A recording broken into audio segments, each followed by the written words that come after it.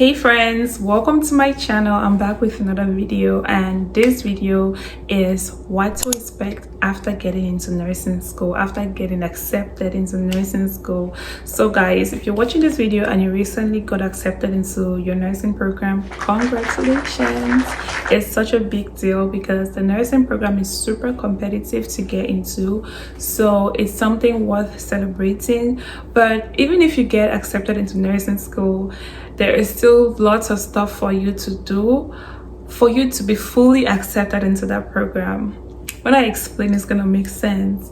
So in my case, when I got accepted into nursing school, my university emailed us that we have to accept our offer. So obviously, when you are granted admission into that program, you still have to accept your offer.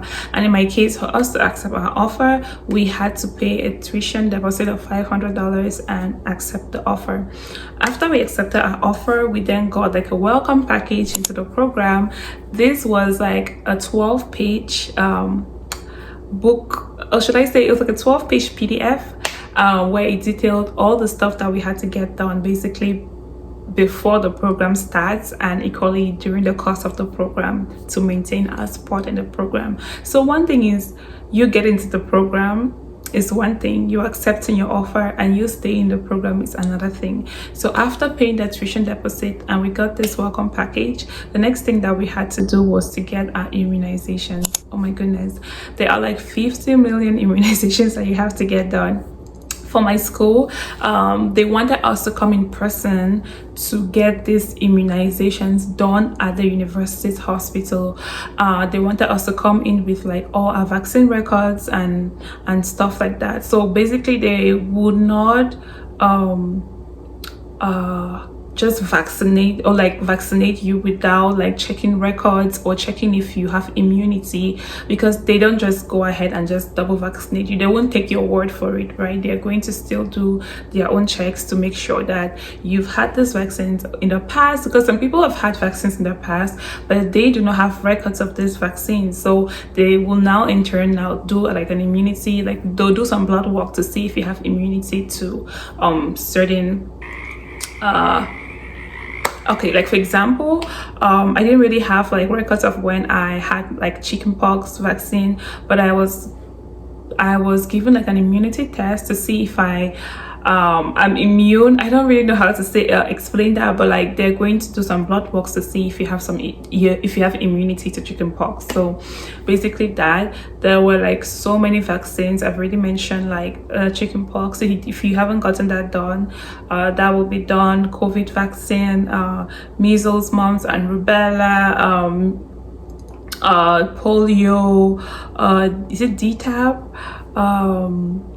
There is just so many, guys. So that is another thing that you have to get done. The reason why they kind of like encourage for everyone to get these vaccines done is because like students will be working in a clinical setting, which is basically why they need students to get all these vaccines, especially like with the TB test. They do not play with that, because in as much as they want students to complete their clinical assignments, they still want to do this in a safe way so students don't get infected. And another thing that you have to get after your immunization is there like 2-3 certifications that you have to get. So the first that we had to get was the BLS. So the BLS is basically the basic life support. It's like a CPR certification course, but it's very specific to healthcare providers. It's completely different from the regular first aid that you see around. It's completely different. This is basically focused on like life-saving practices for like healthcare professionals or like providers. So our school gave us like a list about 5 organizations for us to go to, and these are organizations that are accredited and they work as per the Canadian guidelines. So this is where they wanted us to go. So personally for me, I went to the Heart Institute. That was, I think it's the Heart Institute to get like my BLS, and that was so fast. Like it was like about 4 hours, and after that we had like a little test we had practical skills, just to see how we perform CPR, how many chest compressions can you give, and stuff like that. And after doing your BLS, another thing that you have to do is your mask fitting. Oh my goodness, 1 second guys, I want to go grab my mask and show you guys. Okay guys, I'm back and I have my mask with me. So when you get accepted into the program, you have to get like a mask test fitting. And with a mask test fitting, is they're just trying to ensure that you have a mask that will that completely fits your face, that you won't breathe in any germs, I guess. So I had my mask test fitting, and I was fitted for the sorry guys, it's a little bit blurry. I was fitted in for the 3M 1870 plus. So this is an N95 mask. Sorry guys, this is an N95 mask, and this is what I was fitted for. So I'm gonna show you, attach a picture of how the mask test fitting is done. So basically you have a bag over your head, and then you basically, before the mask test fitting, you are not supposed to eat anything or drink any kind of a juice, or even smoke. There are certain things that you shouldn't do before, but you can drink water, but you shouldn't eat or drink juice or alcohol or anything like that. So after that, you get that that transparent bag worn over your head, and they are going to first start off by giving you a mask. Let's say they will start off with the mask, with an N95 mask, and you have to wear this, and you adjust the strap at the back of your head, and then they will spray something like an aerosol or something. They're gonna spray something, and they want you to breathe in to see if you can smell that. If you can smell that, then definitely the mask is not for you. But if you can't smell that, then it means that maybe that is the best mask fit for you. So that is basically one of the things that you need to get done for the program. And then moving on to the fun stuff that you have to get done. My university needed us to get equipment, and they specified that we should get a manual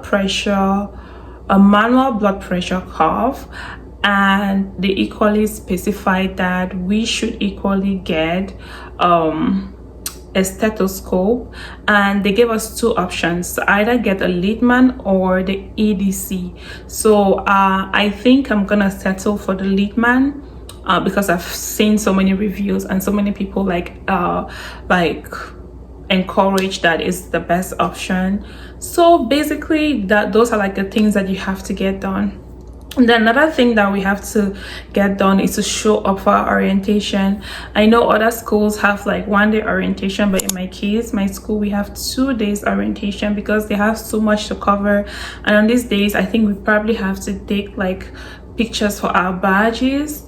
I'm not too sure yet, but I'm definitely looking forward to vlogging that or explaining that to you guys in another video of what that seems like or what that is gonna be like. So those are the things that we have to get done. And obviously paying your tuition. There are other courses that we have to complete. So in my program, we have this site called Canvas.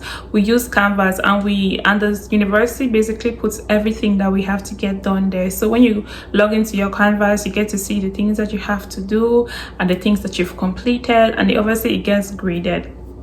So that is basically what to expect after getting to nursing school. It's a little bit overwhelming because it's tons of stuff that you have to get done. My program was constantly sending us surveys, because I think we'll probably have to eat on our orientation day. So they sent us a couple of surveys to fill out to figure out what our dietary needs are and what our dietary restrictions are. And equally, our university got back to us. They wanted us to send a picture and write a brief description about ourselves and how and any past work experience that led us to apply into this program, which will probably be right on orientation day. So guys, it's fun, it's exciting, it's overwhelming, but definitely is something which is very much doable if you can submit all the 1,000 scores and tests and applications and personal statements. This is definitely nothing. It's obviously exciting.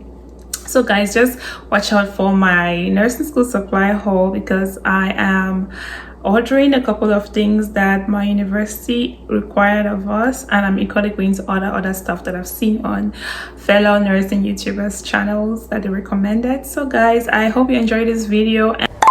So guys, another major requirement that is expected is for you to get your criminal record check. This is a requirement for you to do your clinical placements. And congratulations if you got accepted into your program, and if you do not, still do not give up. Continue applying and doing all that you have to do. So guys, on that note, see you guys on my next video. Bye.